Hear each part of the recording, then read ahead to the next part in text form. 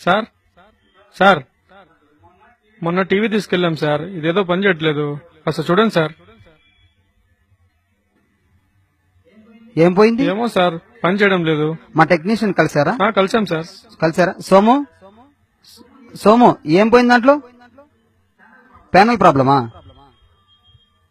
Sorry మా, panel కి warranty లేదు దీంట్లో, కాబట్టి మనం ఏం చేయలేం. కాబట్టి మీరు బయట ఎక్కడైనా డబ్బులు ఇచ్చి చేయించుకోండి. చెప్పారు కదా సార్.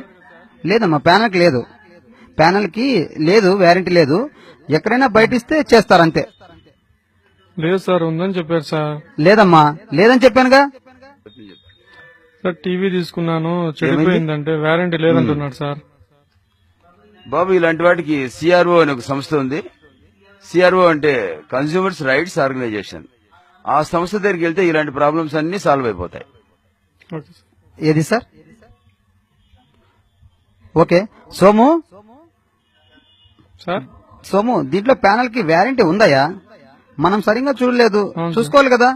నేనంటే చూడలేదు. దీనికి ప్యానల్ కి వ్యారంటీ ఉంది సార్.